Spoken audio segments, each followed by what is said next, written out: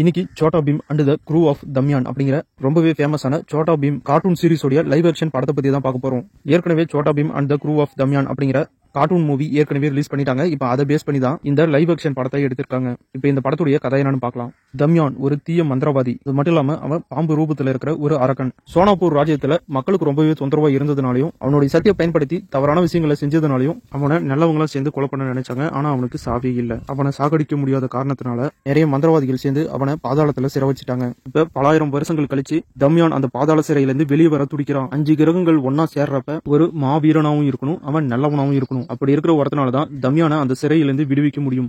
இப்ப 5 கிரகங்களும் ஒன்னா சேர்ந்துருச்சு. தம்யானை வழிபடுற பாம்பு சேவகர்கள் ஒரு சுத்தமான வீரனை தேடி பல நாட்டுல தேடி அலைஞ்சி கடைசியா சோட்டா பீமை பத்தி தெரிஞ்சு டோலத்பூருக்கு வந்து சேர்றாங்க. அதுக்கப்புறம் நடக்கிற சம்பவங்கள் என்ன, டோலத்பூர்ல இருக்கிற பீமை சோனாப்பூர் ராஜ்யத்துக்கு எப்படி அந்த தம்யானுடைய சேவகர்கள் கூட்டிட்டு போனாங்க, தம்யான் அப்படிங்கிற அந்த அரக்கனை சோட்டா பீம் பாதாள லோகத்திலிருந்து விடுவிச்சானா இல்லையா, அப்படி விடுவிச்சிருந்தாலும் விடுதலையான தம்யான் என்னெல்லாம் பண்ணா, சோட்டா பீமும் அவனுடைய நண்பர்களும் தம்யானை எப்படியெல்லாம் எதிர்த்தாங்க, கடைசியா தம்யானை சோட்டா பீம் அழிச்சானா இல்லையா அப்படிங்கறத இந்த படத்தை பார்த்து தெரிஞ்சுக்கங்க. படத்துடைய கதை சோட்டா பீம் கார்ட்டூன் படத்துல என்ன வருதோ அதை அப்படியே எடுத்திருக்காங்க. கார்ட்டூன் படம் பார்த்தவங்களுக்கு இந்த படம் பாக்குறப்ப ரொம்பவே சுமாரா தான் இருக்கும். ஆனா அந்த கார்ட்டூன் படத்தை பார்க்காம இந்த படத்தை நீங்க பாத்தீங்கன்னா கண்டிப்பா இந்த படம் உங்களுக்கு பிடிக்கும். அதே நேரத்துல உங்க வீட்டு குட்டீஸ்க்கும் கிட்ஸுக்கும் ரொம்பவே பிடிக்கும். நிறைய ஹாலிவுட் படம் பார்த்தவங்களுக்கு இந்த படம் கொஞ்சம் மொக்கையாதாங்க தெரியும். ஏன்னா இந்த படத்துல வர சிஜி விஎஃப்எக்ஸ் எல்லாம் ரொம்பவே சுமாரா தான் இருக்கும். அந்த மாதிரி ஆடியன்ஸ்க்குலாம் இதை ஒரு தடவை ட்ரை பண்ணி பார்க்கலாம்பா அப்படிங்கிற மாதிரி தான் இருக்கும். இந்த படத்துல சைல்டு ஆர்டிஸ்டா நடிச்சிருக்க சோட்டா பீம், காளியா, சுட்கி, ராஜு, டோலு போலு இந்த கேரக்டர் எல்லாம் கொஞ்சம் படத்துல செட் ஆகாத மாதிரி ஒரு ஃபீலிங்கா இருக்கு. ஆனா அந்த சைல்டு ஆர்டிஸ்டோட பெர்ஃபார்மன்ஸ் எல்லாம் ரொம்பவே சூப்பரா தான் இருக்கு. முடிஞ்ச அளவுக்கு அவங்களுடைய ஆக்டிங்ல எஃபெக்ட் போட்டிருக்காங்க.